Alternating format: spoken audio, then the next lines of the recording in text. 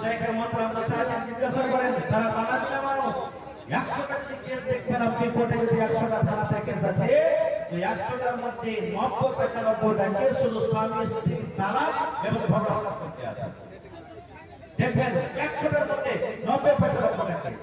আমার সাথে দেখা হয় আসসালামু আলাইকুম আসসালামু আলাইকুম আর ইয়াহুদি জামাত নবী কেসে কি বলছেন আসসালামু আলাইকুম তাহলে বলবেন মাওলানা দুটাতে পার্থক্য কি হয়ে গেল?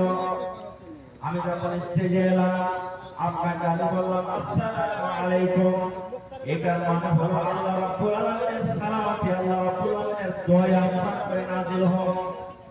কিন্তু ইয়াহুদির জামাত ইয়াহুদের নবীর সাথে যখন দেখা করতে এলেন নবীকে আসসালামু আলাইকুম বলে কি বলছেন আসসালামু আলাইকুম আসসালামু আলাইকুম। এই কথাটার মানে হলো হে নবী তোমার পরে মওত আসুক, তুমি মরে যাও, তোমার পরে মওত আসুক। দেখেন দুটা আসসালামু আলাইকুম এটা হলো দোয়া আল্লাহ এবং আল্লাহ রাসূল দিয়েছেন। একটা মুসলমান আরেকটা মুসলমানের সাথে যখন দেখা করবে তার মধ্যে একটা হক হলো নবী বলেছেন তুমি চিনো কিংবা না চিনো রে উম্মত, কিন্তু তুমি জানছো এটা মুসলমান তাকে তুমি সালাম দাও। কিন্তু ইয়াহুদির জামাত ইয়াহুদের দল যখন নবীর কাছে এলেন আসাফা আসসালামু আলাইকুম না বলে বলছেন আসসালামু আলাইকুম মানে নবী তোমার পরে মওত আসুক, তুমি মরে যাও। যেমন কথাটা বলা মা আয়েশা রাদিয়াল্লাহু তাআলা আনহা মুহাম্মদ দেখেন সুবহানাল্লাহ কি মুহাম্মদ নবীর প্রতি। মা আয়েশা কিন্তু কথাটা শুনছেন আর কথাটা বুঝেও নিয়েছেন। যেমনই বুঝারি আমার স্বামীকে তো ইয়াহুদিরা গাল দিয়েছে, আমার স্বামীকে তো সালামের নামে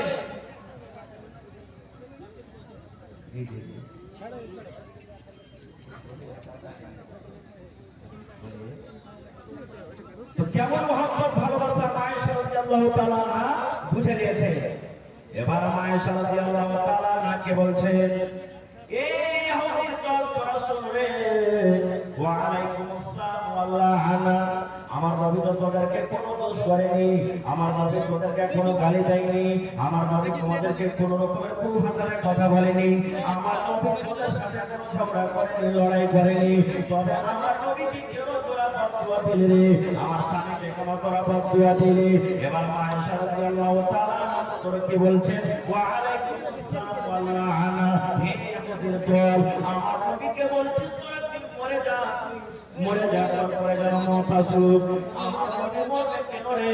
হে আমাদের জামাত তোদের পরে আল্লাহর মওত আসুক, তোরা মরে যা তোরা মরে যা, তোদের পরে মওত আসুক তোরা মর এবং তোরা হালাল হয়ে যা তারপরে লানত বরসুক। দেখেন কেমন মহব্বত কেমন ভালোবাসা, দেখেন আল্লাহু সামাদ। এর মতো ভালোবাসা মহব্বত আমাদেরকে রাখতে হবে, ওই মতো মহব্বত করতে হবে না। যেমন একদিন এক মাওলানা একটা ছোট্ট কথা বলছে, একদিন এক মাওলানা ওয়াজ করছেন। কি ওয়াজ করছেন? যে দেখেন ভাই স্ত্রীকে কোনোদিন খারাপ ভাসবেন না, স্ত্রী যদি ভালো মতন রান্না বান্না করে দেয় তার তারিফ করবেন। কি তারিফ? বাহ তোমার তরকারিটা কত ভালো জি, তুমি কত সুন্দর করে রান্না করেছো জি, এই মতো তারিফ করতে গেলে স্ত্রী কিন্তু খুশ হয়ে যাবে, আপনার খিদমত করবে বেশি করে। এবার একটা মোটা মিশা লোক ছিল মজলিসে, ও কিন্তু স্ত্রীকে জীবনে ভালোবাসত না। এবার জালসা জালসা শুনে ভাই বাড়ি গেছে, বাড়ি যাওয়ার পর তখন ওর স্ত্রী খেতে দিয়েছে, খেতে দিয়েছে ওর কথাটা কিন্তু মনে চলেছে জানি মৌলানা তো জালসাতে বলেছেন আজকে যে স্ত্রী যদি খাবার দেয় তোমার তারিফ করতে হবে, প্রশংসা করতে হবে। তখন খেয়েছে আর বলছি তোর হাতের এক তরকারিটা কত খাবার হয়েছে রে, এরকম মা তো নাই তুই জীবনে কোনদিন রান্না করিসনি, কত সুন্দর করে তুই রান্না বান্না করেছিস। যেমন কথাটা বলা ভাই বেলনের বেলন গেরুটি পাকায় বেলন চাকরিতে বেলন হাইসাল ঘরে একটা বেলন ছিল, বেলনটা নিয়েছে কেন আমার স্বামীর মাথাতে এক বেলন দিয়ে বলছে নিশ্চি লাগা মরা, আমি এতদিন সারা জীবন রান্না বান্না করে খাওয়াই না, কোনোদিন তুই হালাল নাম করিসনি, আর এক মানুষের বাড়ি থেকে তরকারি চেহারা দিয়েছিস তোর নাম করছিস। ভাই এরকম তারিফ প্রশংসা করতে গেলে তো হ্যাঁ এই বেলনই খেতে হবে। ভাই ভাইরা আমার তাহলে একটা হাদিস আপনাদের সামনে দিয়ে দিলাম, আর একটা হাদিস আপনাদের সামনে রাখি। আল্লাহ নবীর পেটে নবীর 4 জন মেয়ে ছিলেন, চারজনের মধ্যে সব থেকে ছোট মেয়ের নাম ফাতেমা রাদিয়াল্লাহু তাআলা আনহা। নবীর ছোট মেয়েটির নাম কি? নবীর ছোট মেয়েটির নাম কি? ফাতেমা রাদিয়াল্লাহু তাআলা আনহা। এটা হলো কি হযরত আলী রাদিয়াল্লাহু তাআলা আনহুর স্ত্রী, আর একজন থেকে আলী হলেন নবীর কাকাতো ভাই। এবার আপনার কাছে এসেছেন দেখা করার জন্য, কিন্তু চাইবো বলে, যেমন আপনার বেটির আপনার কাছে চাহে, আপনি একটা মোবাইল দেন, আপনাকে একটা ছাগল দেন, আপনাকে একটা মুরগি দেন, আপনাকে একটা গরু দেন, আপনাকে এই দেন, ওই দেন, মেটকেল দেন, বদলে দেন, চাহে কি চাহে না? তা আল্লাহ নবীর ছোট বেটি ফাতেমা রাদিয়াল্লাহু তাআলা আপনার কাছে চাইতে এসেছেন, চাইতে এসেছেন। এবার যে সময়তে গেলেন বাপের বাড়িতে, ওই সময়তে কিন্তু নবীজি বাড়িতে নেই, দিনের কাজে গেছেন, কোনো কামে কাজে গেছেন। আর মা ফাতেমা রাদিয়াল্লাহু তাআলা আনহা যেটা নিজের মা খাদিজা দুনিয়া থেকে ছেড়ে দুনিয়া থেকে চলে গেছেন, বাড়ি থেকে আছেন আল্লাহর নবীর আরো একজন স্ত্রী মা আয়েশা রাদিয়াল্লাহু তাআলা আনহা, এটা হলো ফাতেমার সৎ মা, বাড়িতে আছে। ফাতেমা এলেন, আসার পর বলছে সৎ মাকে, মা আয়েশাকে, কি মা আব্বা বাড়িতে নেই? বলছে না রে বেটি, তোমার আব্বা বাড়িতে নেই, কোথায় দিনের কাজে গেছেন, কাম কাজে গেছেন, আশপাশ হয়ে আছে, কি কথা বল, তোমার আব্বা আসবে আমি বলে দেবো। তোমার ফাতেমা বলছেন না, আব্বা আসবে তখনই বলবো। এই আমার মায়েরা আল্লাহ শুনেন, স্বামীর প্রতি মহব্বত ভালোবাসা কি জিনিস দেখেন। এবার মা ফাতেমা দেখলেন যে আব্বা বাড়িতে নেই, আর বললেন না যে ঠিক আছে মা, 1 ঘন্টা দাঁড়ায় 2 ঘন্টা দাঁড়ায় আরাম করি, আব্বা আসবে তখন দেখা করে দেবো না, তখনই নিজের স্বামী বাড়ি চলে গেলেন। না থাকবো না আপনার বাড়িতে, আব্বার অপেক্ষা করবো না, আমি নিজের স্বামীর বাড়িতে চলে যাবো।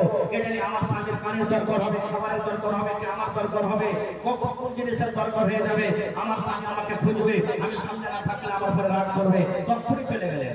আহা হা। আর এখনকার দেখেন মা খালারা যদি বলে যে এ আপনার মা কিনেছে কি, বলছে আমার মাকে একটু দেখতে যাবো, যাবো আসবো যদি কহে যায় ভাইতে একদিন হয়ে গেছে, একদিন বলে যায় তো 5 দিন হবে, আরে কিছু বুঝবে না স্বামীকে জেনে। এবার চলে গেলেন ঘুরে, নবী আমার সন্ধ্যাবেলাতে বাড়ি এলেন। যখন নবী আমার বাড়ি এলেন, মা আয়েশা রাদিয়াল্লাহু তাআলা আনহা এবার নবীকে বলছেন, ইয়া রাসূলুল্লাহ, আল্লাহর নবী গো, ফাতেমা আপনার সাথে দেখা করার জন্য এসেছিল, আপনার কলেজার টুকরা ফাতেমা, আপনার ভালোবাসা বেটি ফাতেমা আপনার সাথে দেখা করার জন্য এসেছিল গো নবীজি। নবী আমার বলছেন, বিবি রে, আমার ফাতেমা কি বলছিল রে বিবি, কি কারণে আমার কাছে এসেছিল আমার মা, আমার কলেজার টুকরার সাথে আমার দেখা হয়নি, আমার কলেজার টুকরা কি বলেছেন। এই আমার ভাইরা ভাইরা শোনেন, যখন কথাটা বলা মা আয়েশা বলছেন, ইয়া রাসূলুল্লাহ আমাকে বলে যায়নি, কি দরকার এসেছিল ফাতেমা আমাকে কিচ্ছু জানেনি, আব্বাকে বলবো বলে চলে গেছে। এবার নবী আমার বাড়িতে আর থাকলেন না, একবারে সাথে সাথে বেটির বাড়ি হাঁটা দিয়ে দিলেন। আহারে আমার বেটি আমার সাথে দেখা করার জন্য এসেছিল, কিন্তু আমার মায়ের সাথে দেখা হলো না। এবার নবী তাড়াতাড়ি করে নিজের বেটির সাথে দেখা করার জন্য চলে গেলেন। এবার কিন্তু হয়ে গেছে, এবার হযরত আলী এবং ফাতেমা তারা বিছানায় কিন্তু শুয়ে গেছে। এবার নবী দুয়ারে ডাকতেছেন, ফাতেমা ও আলী তোমরা কে বাড়িতে আছো? কারণ আল্লাহ বলেন, নবী বলেছে, ওয়াপারের বাড়িতে যখন তুমি ভোগবে, তুমি পারমিশন নিয়ে নাও, এদেরও নিয়ে নাও, তোমার বেটির বাড়ি হোক আমার বাড়ি হোক, তোমার পারমিশন নিয়ে যেতে হবে। নবী দুয়ারে দাঁড়ায় বলছেন, ফাতেমা তুমি কি বাড়িতে আছো? মা আলী বাবা তুমি কি বাড়িতে আছো?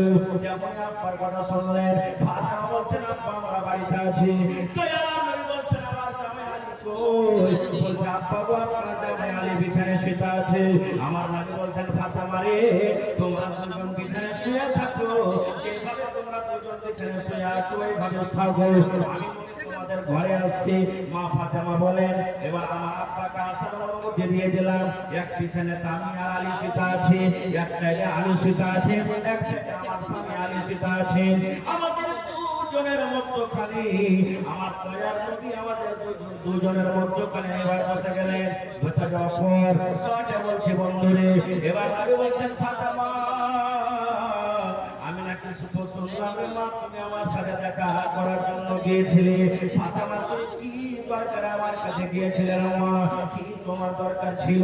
কি জন্য তুমি আমার সাথে দেখা করার জন্য গিয়েছিলেন আমার, তুমি বলো তো। এই আমার মায়েরা ভাইরা শোনেন, যখন কথাটা বলা মা ফাতেমা রাদিয়াল্লাহু তাআলা আনহা এবার নিজের হাত খানিয়ে উম্মতে আব্বাকে দেখাতেন, আব্বা গো এই যে আপনি আমার হাতের দিকে দেখেন গো আব্বা জান, এই যে আপনি আমার হাতখানা দেখেন। এবার দয়াল নবী যখন হাতখানা দেখলেন, ফাতেমার হাতে কিন্তু ফোঁটা পড়ে আছে। আপনারা জানেন গোসল যদি মাঠে চালাতে যান, গোসল চালাতে চালাতে হাতে ফোঁটা আছে না আছে না? আপনি যদি মাছ কাটতে চলে যান, মাছ কাটতে কাটতে আপনার হাতে ফোঁটা আছে কিনা? এই মতো বলছে আব্বা জান দেখেন আমার হাতখানা। দয়াল নবী দেখছেন হাতে কিন্তু ফোঁটা পড়ে আছে, কত ফোঁটা খুলে গেছে, কত ফোঁটা হয়তো সাদা সাদা হয়ে আছে। এবার নবী বলছেন ফাতেমা কি ব্যাপার করে আম্মা, তোমার হাতে ওলা দাগ কেন? তোমার হাতে কেন ওলা ফোঁটা? কি কারণে তোমার হাতে ফোঁটা এসেছে রে মা? এবার ফাতেমা বলছেন আব্বা গো আপনার জামাই বাড়িতে আমি এসেছি গো আব্বা, আমি জান্নাত পেছে গেছি, ইন্দারা থেকে পানি তুলে তুলে জান্নাত পেছে গেছে। আমার স্বামীর বাড়িতে কাম কাজ করে করে আমার হাতে ফোঁটা পড়ে গেছে, তাই আপনার কাছে আমি গিয়েছিলাম। আমি শুনলাম আপনি লড়াই করে যুদ্ধ করে অনেক দাসী পেয়েছেন, যদি একটা দাসী আমাকে যদি দিতেন আমার বাড়িতে কাম করতো, আমার মদত করতো, আমি আরাম পাইতাম। এই জন্য আপনার কাছে আমি একটা দাসী নেওয়ার জন্য গিয়েছিলাম। ভাই আমার দাসী আনার জন্য আমি গিয়েছিলাম। এবার নবীজি তার বদলতে কি বলছেন তাকে জানেন? আমি যদি কেটে রাখবো কারণ কথাটা লম্বা হয়ে যাবে। আমি পয়েন্ট আপনাকে শুধু এটা আমি দেখাতে চাই। কি পয়েন্টটা খেতে চাই? ফাতেমাটা কি? কে ফাতেমা? এই আমার ভাইরা খেলারা শুনেন ফাতেমাটা কি? আল্লাহ রাসূল বলেছেন মহিলারা জান্নাতে যাবে, যে নারীরা যে মহিলারা জান্নাতের ভিতরে যাবে, আমার দয়ার নবীর বেটি ফাতেমা জান্নাতের ভিতরে যাবে, ফাতেমা ও জান্নাতে যাবে। কিন্তু শুধু ফাতেমা জান্নাতে যাবেন না, নবী আমার বলেছেন যত মহিলারা জান্নাতের ভিতরে যাবে, যত নারীরা জান্নাতের ভিতরে যাবে, সমস্ত নারীদের সরদারনি হবেন আমার বেটি ফাতেমা। এ ভাই যে মহিলা জান্নাতের ভিতরে যাবেন, যে মহিলা জান্নাতের ভিতরে সমস্ত মহিলাদের সরদারনি হবেন, এরকম মহিলা স্বামীর বাড়িতে কাজ কাজ করে হাতে ফোঁটা ফেলে দিতে। ফাতেমাটাকে নবীজি 10 জন মানুষের নাম নিয়েছেন জান্নাতে যাবে, যাকে আশরায়ে মুবাশশারা বলা হয়েছে। এই ওমর তুমি জান্নাতে যাবে, আবু বকর তুমি জান্নাতে যাবে, উসমান তুমি জান্নাতে যাবে, সাদ তুমি জান্নাতে যাবে, সাঈদ তুমি জান্নাতে যাবে। এই করে করে নবী বলেছেন আলী তুমি জান্নাতে যাবে রে।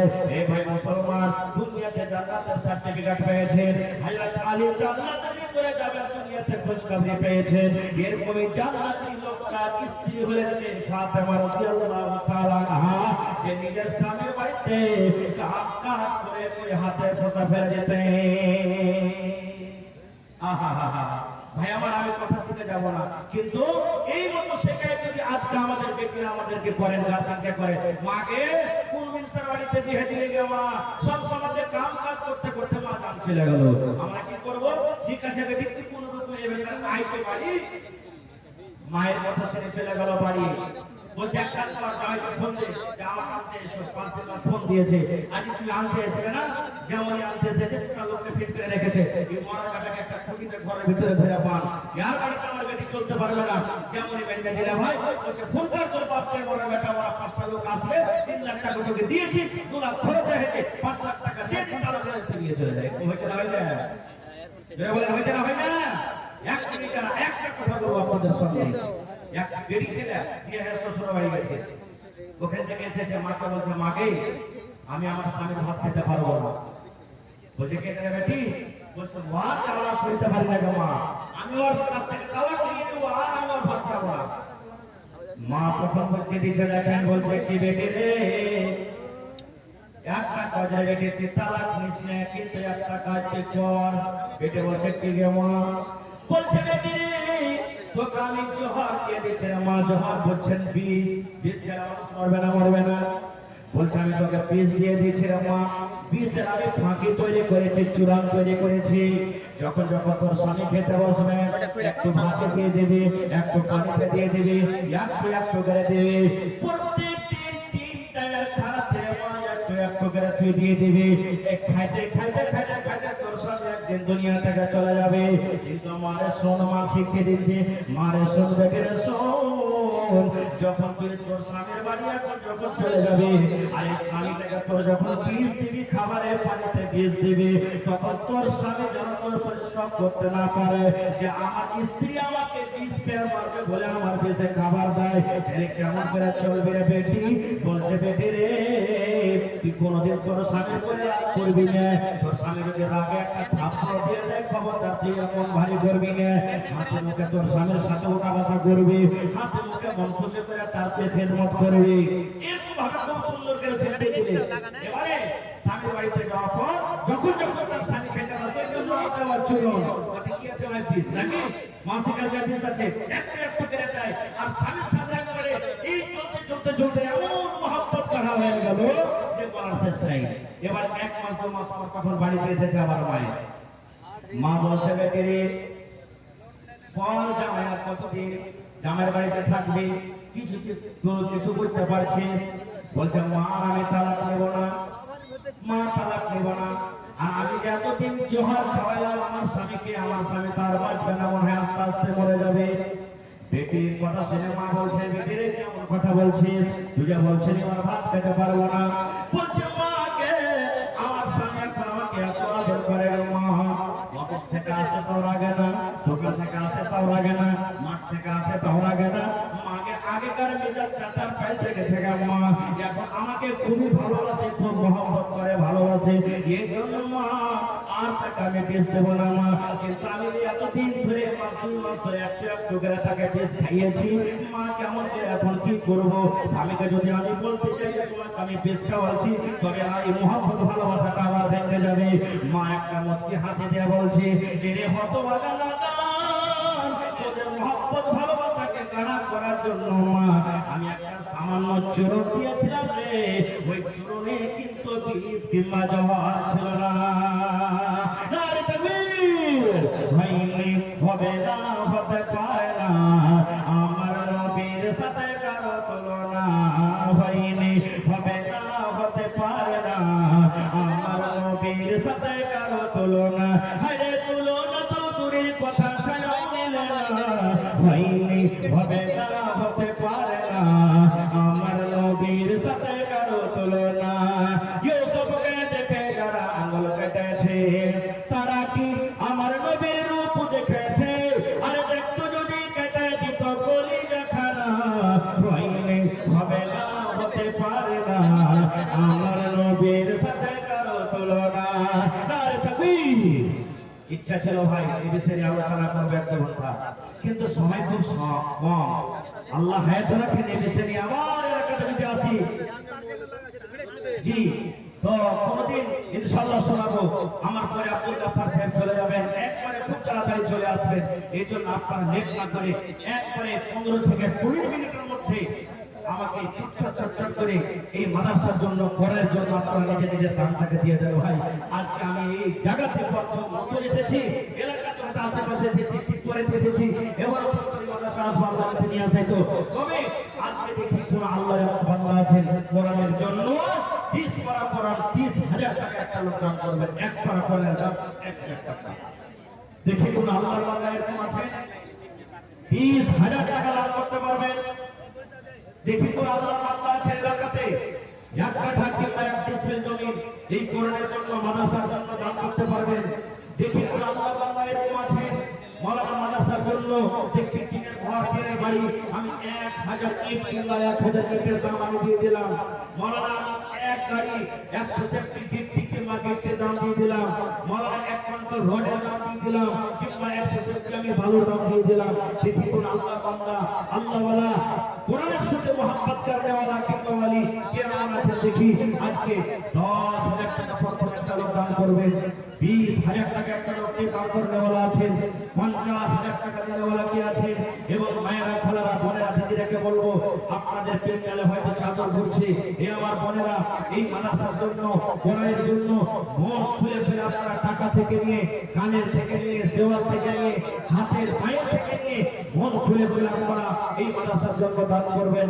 কারণ এই মাদ্রাসা জান মান শান, মাদ্রাসা ইমান আছে, মাদ্রাসা যদি বন্ধ হয়ে যায় তাহলে আপনি দিন থেকে কিন্তু ইয়াতিম হয়ে যাবেন। যেমন একটা ছেলে পাপ করতে গেলে ছেলেটা ইয়াতিম হয়ে যায়, এই মতো মাদ্রাসা যদি না চলে, মাদ্রাসা বন্ধ হলে আপনি আমি দিন থেকে কিন্তু শরীর থেকে দূরে হয়ে যাব। এই জন্য ভাই এই ঘরের জন্য মহব্বত ভালোবাসা দেখিয়ে দেখি একটা লোক এমন আছে 10,000 টাকা দান করতে পারবে না। এলাকাতে মেলায় দেখছি ঠিকাদার, মেলায় বিজনেসম্যান, মেলায় আমার চাষি ভাইরা ডাক্তার মাস্টার প্রফেসর অনেক রয়েছে। আমি আপনাদের সময় বেশি দিব না, খুব শর্টে আমার সাইকেল মহতরম এসে হাজির হয়ে গেছেন। দেখেন বাস 10-15 মিনিটের মধ্যে চট করে একটু আমার হাতে দিয়ে দেন এবং 50টা লোককে আমি দেখতে চাই এক পাড়া করে কমে দেওয়া 1,000 করে কে দিতে পারবেন। একজন না পারলেন 2 ভাই পেলেন দিয়ে দেন, আমি 500 দিলাম, ভাই তুমি 500 যাও, আর যে এক পাড়া করে দাম আমরা চলে জমা করে দিই। ভাই দেখেন একটা হরফের দাম আমাদের দেওয়ার ক্ষমতা নাই, তবে কোরআনের মান সম্মানকে দেখি আল্লাহ তাআলা রাজি করার জন্য দেখি একটা লোক আমার হাতে কি এমন আছে, দেখি কোন আল্লাহ ওয়ালা আছে 10,000 টাকা জমা করতে পারবেন। এত বড় এলাকার মধ্যে আছে দেখি মেলে জায়গাতে জমি পাওয়া গেছে, মেলে জায়গাতে ইট পাওয়া গেছে, মেলে জায়গাতে মেলে রকম দাম পাওয়া গেছে।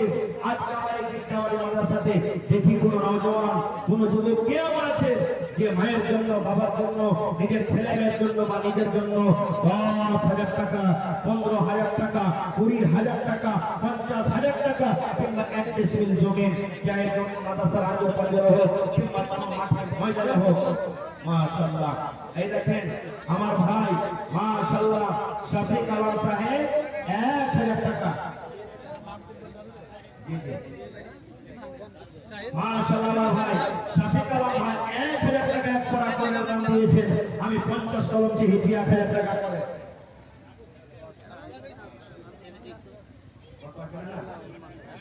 5,000 টাকা মাশাআল্লাহ।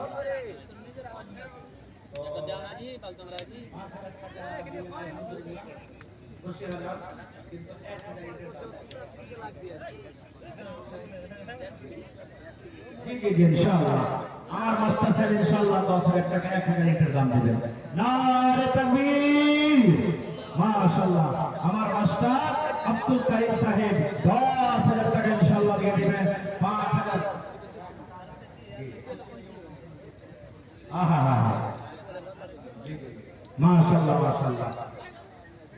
এই দেখেন আমার বালাগান 1,000 টাকা মাশাআল্লাহ। পাহেনা ছাদের জন্য গিট্টি পোড়া চাওয়া ছাড়তে নাকি? আহা দেখেন আপনার টাকা সুবহানাল্লাহ বসে থাকবে না, যেমনই জালসা শেষ হবে আপনার ছাদের কাজে লেগে যাবে, মানুষের সাথে লেগে যাবে, দুনিয়া থেকে চলে যাবেন। মরার পর আপনার নেকি জারি হয়ে গেল, সরকারি গাড়ি এইটাই, আপনি দুনিয়া থেকে চলে যাবেন, কবরে আপনার নেকি পৌঁছে থাকবে আল্লাহ সুবহানাল্লাহ। তো আমার এই দেখেন একটা ছেলে শাহিদ সাহেব ছোট বাচ্চা এক পড়া করে দাম 1,000 টাকা জমা করে দিয়েছে মাশাআল্লাহ।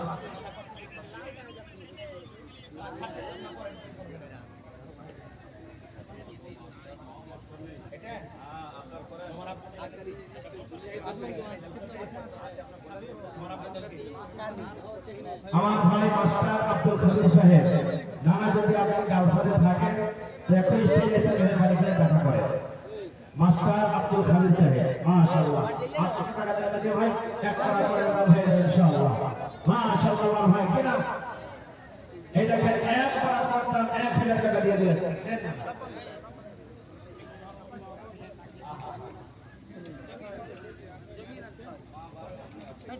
ঠিক আছে